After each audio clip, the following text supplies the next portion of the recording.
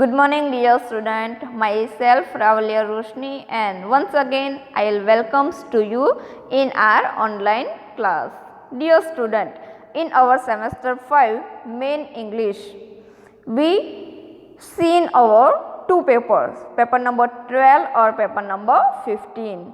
Today we will starting our new paper, that paper number 14. That this name is History of English Literature, Victorian age 1837 to 19. Dear student, in this paper have a 4 unit that included a first unit in history topic, that is silent feature of Victorian age, Alfred Tennyson, Robert Browning. And our next unit history topic had a Charles Dickens, Emily Bronte, Thomas Carlyle. These are our author villain. વિદ્યાર્થી મિત્રો, આપણા paper 14ની અંદર total 4 unit આવે છે. આ 4 યુનિટની અંદર પ્રથમ 2 યુનિટ કે જેમાં આપણે પ્રથમ યુનિટની અંદર વિક્ટોરિયન એજ વિશે માહિતી મેળવવાની છે અને આલ્ફ્રેડ ટેનિસન અને રોબર્ટ બ્રાઉની વિશે માહિતી મેળવશું. ત્યારબાદ આપણો સેકન્ડ યુનિટ આવે છે જેની અંદર પણ ચાર્લ્સ ડિકન્સ, એમિલી બ્રોન્ટે અને થોમસ કેડલી આની વિશે આપણે માહિતી મેળવશું. જ્યારે આપણો થર્ડ યુનિટ છે text the Mayor of Casterbridge. આ નવલકથા જે છે થોમસ હાર્ડલી દ્વારા લખેલી છે અને તેની અંદર આપણે આપણી સમરી જે છે આજે સ્ટાર્ટ કરીશું. વિદ્યાર્થી મિત્રો, આમ જોઈએ તો ઘણા વિદ્યાર્થીઓને જે આ વખતે આપણું જે જમનાદાસનું પ્રકાશન નથી આવ્યું અને તેના કારણે ઘણી બધી અગવડતાઓ પડી રહી છે કે ઘણી વખત આપણે આ જે નવું પ્રકાશન આયુધ પ્રકાશન આવ્યું છે તેમાં અમુક શબ્દો જે છે તે નથી સમજાતા કે આ સિવાયની ઘણી બધી મુશ્કેલી હોય છે, કારણ કે આ વખતે આપણે ફેસ ટુ ફેસ કન્વર્ઝેશન કરી શકતા નથી અને તેના જ કારણે ઘણા બધા પ્રશ્નો તમને મનમાં મૂંઝવતા હોય છે. તો તેના સોલ્યુશન રૂપે આજે આપણે આપણી જે આ નવલકથા છે the Mayor of Casterbridge written by Thomas Hardy તેના વિશેની સમરી જોશું. આમાં મેં એકદમ પ્રાઇમરી લેવલની જે ટ્રીક છે તે અજમાવી છે કે સૌ પ્રથમ તમને યાદ હોય કે જ્યારે તમે નાના હતા અને તમારા કોઈ પણ ટીચર્સ છે તે તમને સૌ પ્રથમ સ્ટોરી કહેતા કે ચાલો બાળકો આજે હું તમને વાર્તા સંભળાવું. તો આજે આપણે પણ આ જે થોડો ડિફિકલ્ટ ટોપિક છે અથવા તો ડિફિકલ્ટ જે નોવેલ છે કે જેમાં તમને ઘણા કેરેક્ટરમાં મુશ્કેલી પડતી હોય છે તેને સરળ બનાવવા માટે આપણે પણ આજે એક સ્ટોરી કરીશું, જે સ્ટોરીનું નામ છે the Mayor of Casterbridge. I hope કે તમને સ્ટોરી સાંભળવી ગમશે. Let's start. આપણી જે આ નવલકથા છે the Mayor of Casterbridge, જેના લેખક છે થોમસ હાર્ડલી, આ નવલકથા 1886ની અંદર પ્રકાશિત થઈ હતી. આ એક ટ્રેજેડી અને વાસ્તવિક કલ્પના છે. ટ્રેજેડી એટલે કે કરુણાંત અને વાસ્તવિક એટલે કે રિયલ ઘટના છે. આ નવલકથાનું નામ કાસ્ટર બ્રિજ નામનું કલ્પનાનું શહેર છે તેના ઉપરથી પડેલું છે. આમાં જે આપણે the Mayor of caster bridge છે આ તમને સમજાઈ જશે કે મેયર ઓફ કાસ્ટર બ્રિજ શું કામ છે નામ એ આગળ આવશે, પણ એટલું કહી દો કે આ કાસ્ટર બ્રિજ નામ ઉપરથી જ આપણી જે આ નવલકથા છે એનું નામ રાખવામાં આવેલું છે. આ નવલકથાની શરૂઆત આમ જોઈએ તો 1820ની અંદર જ થઈ ચૂકી હતી. હેન્ચર્ડ જે છે મુખ્ય વ્યક્તિ છે, મુખ્ય પાત્ર કહી શકો કે હેન્ચર્ડ છે તે તેના પરિવાર વેડન પ્રાયટ નામના ગામમાં લઈને આવ્યા. આ પરિવારનો મુખ્ય વ્યક્તિ હતો એટલે કે મિશેલ હેન્ચર્ડ. ખાસ યાદ રાખજો, તમારે એવું હોય તો બાજુમાં નોટ અને પેન રાખી અને મુખ્ય વ્યક્તિઓ, મુખ્ય પાત્ર છે તેના વિશે થોડી માહિતી લખી લેવી કે કોણ કોની સાથે કયો સંબંધ ધરાવે છે, જેથી તમને જે વાર્તા છે તે ક્લિયર થઈ જાય. તો મુખ્ય વ્યક્તિ છે મિશેલ હેન્ચર્ડ, જે કામની તલાશમાં પોતાની પત્ની અને તેની દીકરી સાથે નીકળી પડ્યો હતો અને તેની પત્નીનું નામ હતું સુસાન અને તેની દીકરીનું નામ હતું એલિઝાબેથન જેન. રસ્તામાં એક સારી જગ્યાએ કે જે જમવા માટેની સારી વ્યવસ્થા હતી ત્યાં તે લોકો રોકાઈ ગયા. આ જગ્યા ઉપર એક સ્ત્રી હતી કે જે બિયર એટલે કે દારૂ પીરસતી હતી અને આ દારૂ હેન્ચર્ડે થોડી વધારે પડતી જ પી લીધી.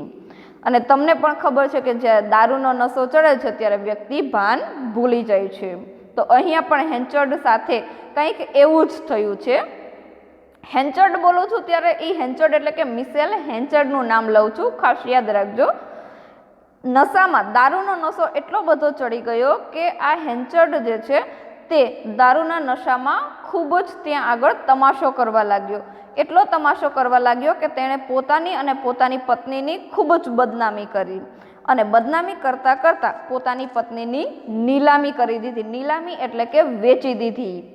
જ્યાં એક અન્ય વ્યક્તિ હતો તેનું નામ હતું રિચર્ડ ન્યુસન. ખાસ યાદ રાખજો કે રિચર્ડ ન્યુસન રિચર્ડ ન્યુસન હતો કે જે 5 ગિની છે તે આપણું ટૂંકમાં મૂલ્ય છે. આપણે કેમ 5 રૂપિયા હોય એવી રીતે 5 ગિની છે તે ત્યાંનું મૂલ્ય હતું કે 5 ગિનીમાં આ દીકરી અને માને એટલે કે મિશેલ હેન્ચર્ડની પત્ની અને એની દીકરી, પત્નીનું નામ હતું સુસાન અને જેની દીકરીનું નામ હતું એલિઝાબેથન જેન, આ બંનેને ખરીદી લે છે અને તે ત્યાંથી જતો રહે છે. બીજા જ દિવસે જ્યારે રિચર્ડ જે છે તે ભાનમાં આવે છે, મિશેલ છે તે ભાનમાં આવે છે ત્યારે તેને પસ્તાવો થાય છે અને પત્ની પર ગુસ્સો પણ આવે છે. ગુસ્સો એટલા માટે આવે છે કે હું તો દારૂના નશામાં હતો પણ તે તો ભાનમાં હતી ને, તો તેને મને છોડીને જતું રહેવું ન જોઈએ. અને હવે તે બંનેને શોધે છે પરંતુ તે બંને મળતા નથી અને અંતે અહીંયા હેન્ચર્ડ જે છે તે નક્કી કરે છે, એક નિર્ણય લે છે કે હવે હું 20 વર્ષ સુધી દારૂ કે બિયરને હાથ નહીં લગાવું અને દક્ષિણની અંદર કાસ્ટરબ્રિજ નામના શહેરમાં તે જઈ અને વસે છે. 18 વર્ષ પછી તેની પત્ની અને દીકરી એક દિવસ ત્યાં આવી જાય છે. જ્યાં તેની નીલામી થઈ હતી તે શહેરમાં તે આવી જાય છે. તેની દીકરીને કંઈ જ ખબર ન હતી. તેની દીકરીનું નામ હતું એલિઝાબેથન અને પત્નીનું નામ હતું સુઝેન. હવે પેલી શરાબ વેચનારી લેડી પાસે જાય છે જે ખૂબ વૃદ્ધ થઈ હતી. હવે બંનેએ મા અને દીકરી બંને જ આ શહેરમાં આવ્યા ત્યારે તે એક હોટલની સામે જોયું, ત્યાં ઘણા બધા લોકોની ભીડ હતી. જ્યારે સુસાન અને તેની દીકરી એટલે કે જે હેન્ચર્ડ છે તેની પત્ની સુસાન અને એની દીકરી એલિઝાબેથન આ બંને જ્યારે આ કાસ્ટરબ્રિજ શહેરમાં આવે છે ત્યારે તે સૌથી પ્રથમ તો પેલી વૃદ્ધ સ્ત્રીને ગોતે છે કે જેણે ખરેખર એને શરાબ પાઈ હતી પણ તે ખૂબ વૃદ્ધ થઈ ચૂકી હતી. એટલે ત્યાંથી તે નીકળી જાય છે અને આગળ જતાં તેને એક હોટલની સામે ખૂબ ભીડ જમા થયેલી દેખાય છે. ત્યાં આવીને આ પત્ની જુએ છે તો ભીડ જમા થયેલી હોય છે અને તેની સામે ત્યાંનો મેયર એટલે કે હેન્ચર્ડ જે છે એટલે કે સુસાનનો પતિ તે ત્યાંનો મેયર બની ગયો હોય છે. મેયર એટલે મુખ્ય ત્યાંનો જે અધિકારી હોય છે તે, એટલે તેનું નામ પડ્યું હતું મેયર ઓફ કાસ્ટરબ્રિજ એટલે કે કાસ્ટરબ્રિજનો રાજા. સમજાયું હવે આ ટાઇટલ કે મેયર ઓફ કાસ્ટરબ્રિજ શા કારણથી તેનું આ નોવેલનું નામ પડ્યું હતું. અને આ જમા થયેલ ભીડ જેમની સાથે વાત કરતી હતી આ વ્યક્તિ કોણ હતો તો કે ત્યાંનો હેન્ચર્ડ. સુસેન તો ખૂબ ખુશ થઈ ગઈ કે પોતાના પતિ જે છે એ મેયર બની ગયો છે. આ જોઈને ખૂબ ખુશ થઈ ગઈ. આ લોકોની વાત સાંભળતા એને ખબર પડે છે કે ખરેખરમાં મેટર શું હતી, તો કે ખેડૂતોનો પ્રશ્ન હતો કે આ વખતે વરસાદ ઓછો થવાથી પાક સારો નથી થયો અને તેના કારણે તેઓ હવે આગળ પોતાનું જે ભરણ પોષણ છે તેના માટે કંઈક મદદ લેવા આવ્યા હતા મેયર પાસે. હવે એક નવું પાત્રની એન્ટ્રી થાય છે, ડોનાલ્ડ ફરફ્રે. શું નામ આવે છે? ડોનાલ્ડ ફરફ્રે. આ ડોનાલ્ડ ફરફ્રે છે તે એક યુવાન છે જેણે એગ્રીકલ્ચરનો કોર્સ કર્યો છે અને ફેન્ચર્ડની મદદ કરે છે. ફેન્ચર્ડ હવે ડોનાલ્ડ ફરફ્રેનો તેનો મેનેજર બનાવે છે. એટલે કે બંને આ જે નવો છોકરો જે આવ્યો છે, જે નવું પાત્ર આવ્યું છે તે હવે મેનેજર બની જાય છે, ત્યાંનો ટૂંકમાં એનો આસિસ્ટન્ટ બની જાય છે. હવે સુસાનને ખબર પડે છે કે આ તો મારો પતિ છે અને તે એક પત્ર લખી અને એના પતિ એટલે કે મિશેલ હેન્ચર્ડને મળવાની કોશિશ કરે છે. બંને એકાંત જગ્યામાં મળે છે ત્યાં તે ફરીથી લગ્ન કરવાનું નક્કી કરે છે. બંને પતિ પત્ની છતાં જે નક્કી કરે છે, પરંતુ હેન્ચર્ડને લગ્ન કરતા પહેલાં યાદ આવે છે કે આટલા વર્ષો દરમિયાન તે એક સ્ત્રીના સંપર્કમાં આવ્યો હતો જેનું નામ હતું લુસેટા, LUCETTA. બરાબર. આટલા સમય દરમિયાન જે એનો પતિ છે હેન્ચર્ડ, આ હેન્ચર્ડ એક અન્ય સ્ત્રીના સંપર્કમાં આવ્યો હતો અને એનું નામ છે લુસેટા. બીજી તરફ એટલે કે હવે ડોનાલ્ડ છે તે એલિઝાબેથ જે ખરેખર આની પુત્રી હતી તેની તરફ થોડો ખેંચાવા લાગ્યો. જ્યારે હેન્ચર્ડને ખબર પડે છે કે હવે આ મારો આસિસ્ટન્ટ છે તે મારી જ દીકરી તરફ થોડો વધારે રસ દાખવે છે, ત્યારે તે બંનેને દૂર રાખવા પ્રયત્ન કરે છે, કારણ કે લોકો હવે મેનેજરને વધારે પસંદ કરતા હતા અને તેના કારણે જ આ જે આસિસ્ટન્ટ છે તેણે પોતાનો નવો ધંધો પણ શરૂ કર્યો હતો. સુસાન અને હેન્ચર્ડ લગ્ન કરી લે તો સુસાન થોડા જ સમયમાં મૃત્યુ પામે છે. હવે એલિઝાબેથનને સત્ય તેના પિતા બતાવે છે અને ભૂતકાળ કહે છે. આ સમય દરમિયાન જ તમે જોયું કે કોનું મૃત્યુ થાય છે, તો કે એની જે પત્ની એટલે કે સુસાન હતી તેનું મૃત્યુ થાય છે.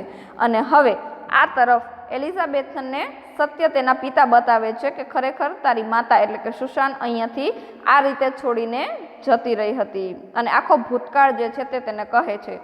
ત્યારે જ હેન્ચર્ડને એક પત્ર મળે છે જેમાં એવું લખ્યું હતું કે એલિઝાબેથનના લગ્ન પહેલાં આ પત્ર ન ખોલવું, પરંતુ હેન્ચર્ડ આ પત્રને ખોલી નાખે છે અને તેમાં લખેલ હતું કે એલિઝાબેથન હેન્ચર્ડની દીકરી નથી, પરંતુ જે પેલો શેલર એટલે કે જે ન્યુસન્સ હતો કે જે ખરેખર આ મા દીકરીને લઈ ગયો હતો સુસાન અને એની દીકરીને, તેની પત્ની હતી અને તેનું ટૂંકમાં મૃત્યુ થઈ ગયું હતું. સત્ય જાણતા જ હેન્ચર્ડનો પ્રેમ જે છે એ ઓછો થઈ ગયો હતો, કારણ સત્ય શું હતું કે એલિઝાબેથન જે છે તે તેની પુત્રી ન હતી. બીજી તરફ હવે હેન્ચર્ડને પ્રશ્ન થાય છે કે જ્યારે અહીંયાથી સુસાન ગઈ એટલે કે હેન્ચર્ડની પત્ની જ્યારે ગઈ ત્યારે તે માત્ર એકલી ન હતી, તેની સાથે તેની દીકરી પણ હતી, તો એની દીકરી ક્યાં ગઈ? પરંતુ તે પોતાના મનમાં જ આ પ્રશ્નોને શોધે છે. તે એલિઝાબેથન સાથે કંઈ પણ પ્રકારની ડિસ્કસ કરતો નથી. હેન્ચર્ડનું વર્તન જોઈને એલિઝાબેથન પણ ખૂબ જ કન્ફ્યુઝન થઈ જાય છે, પરેશાન થઈ જાય છે અને તેની માતાની કબર એ જાય છે. ત્યાં તેણે એક સ્ત્રી મળી હતી જે કાસ્ટર બ્રિજમાં હમણાં જ આવી હતી. આ સ્ત્રી કોણ હતી?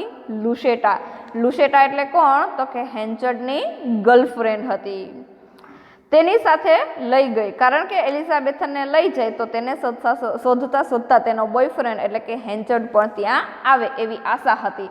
પરંતુ કંઈક વાર્તામાં નવો જ ટ્વિસ્ટ આવે છે. એલિઝાને મળવા માટે તેનો જે મેનેજર આસિસ્ટન્ટ જે છે ફારફ્રી તે ત્યાં આવતો. બીજી તરફ લ્યુસેટાને ફારફ્રી તરફ રસ જાગ્યો. લુસેટા એટલે કોણ? તો કે હેન્ચર્ડની ગર્લફ્રેન્ડ. તેને કોની સાથે પ્રેમ જાગ્યો? તો કે પોતાની પુત્રીને જેની સાથે પ્રેમ હતો તેની તરફ એને રસ જાગ્યો. જ્યારે હેન્ચર્ડ હવે લુસેટા સાથે લગ્ન કરવા માગતો હતો, એટલે કે હેન્ચર્ડ હવે તેની ગર્લફ્રેન્ડ જે હતી લુસેટા તેની સાથે લગ્ન કરવા માગતો હતો, પરંતુ લુસેટા તો ફારફ્રીમાં ઇન્ટરેસ્ટ ધરાવતી હતી. હેન્ચર્ડે જોપ નામના વ્યક્તિની નિમણૂક કરી, JOPP, જોપ, જે પહેલાં ફારફ્રી માટે કામ કરતો હતો. આ ફારફ્રી કોણ હતો? તો કે એનો આસિસ્ટન્ટ. કોનો? હેન્ચર્ડનો. હવે બંનેએ ખૂબ જ અનાજ ખરીદ્યું, કારણ કે એક જ્યોતિષે એવું કીધું હતું કે આ વર્ષે પાક સારો નહીં થાય, પરંતુ ઊંધું જ થયું. વરસાદ ખૂબ સારો થયો અને હેન્ચર્ડને નુકસાન થયું.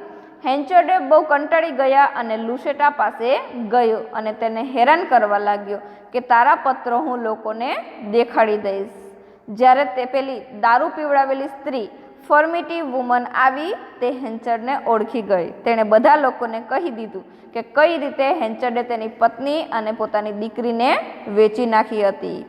તેથી હવે થોડી ઘણી ઇજ્જત હતી તે પણ સાવ જતી રહી. હવે તે દીકરી તરફ સારું વર્તન કરવા લાગ્યો, એલિઝાબેથન તરફ, પરંતુ હવે તેને ટૂંકમાં સારું વર્તન કરવા લાગ્યો પણ પોતાની પાસે કાંઈ જ રહ્યું હતું નહીં. પરંતુ હવે તેને કસમ ખાધા હતા કે હું 20 વર્ષ સુધી દારૂ નહીં પીઉં. તે સમય પણ હવે પૂરો થવા આવ્યો હતો, કારણ કે 18 વર્ષે તો આજે ટૂંકમાં એની પત્ની અને એની દીકરી એલિઝાબેથન ફરી પાછા આવ્યા હતા અને 2 વર્ષ આ લોકોના ડ્રામામાં પૂરા થઈ ગયા હતા. એટલે 20 વર્ષનો સમય પૂરો થયો અને તે ફરી પાછો ફૂલ દારૂ પીવા લાગ્યો. લુસેટા મરી જાય છે. લુસેટા એટલે કોણ? તો કે એની ગર્લફ્રેન્ડ. તે મરી જાય છે. હવે પેલો સેલર આવે છે. સેલર એટલે કોણ? કે જેણે ખરેખર આ જે દારૂ પીધેલ હાલતમાં હતો અને ત્યારે એની પત્ની અને દીકરીને વેચી નાખી હતી, તે સેલર આવે છે અને તેની દીકરી માટે પૂછે છે, કારણ કે ખરેખર આ એલિઝાબેથન દીકરી કોની હતી? આ સેલરની. કારણ કે જે સમયગાળા દરમિયાન તેની પત્નીને અને દીકરીને કાઢી મૂક્યા ત્યારે આ સેલર સાથે આનું અફેર હતું એની પત્નીનું, અને ત્યારે જ આ એલિઝાબેથનનો જન્મ થાય છે. હેચર્ડ કેદ કરે ત્યારે, જ્યારે ટૂંકમાં હેચર્ડ આને કાઢી મૂકે છે ત્યારે દીકરી તેની મૃત્યુ પામે છે, એટલે કે ન્યુસન્સ જતો રહે છે અને ત્યારબાદ થોડા સમય બાદ જ ખબર પડે છે કે પોતાની દીકરી જીવે છે.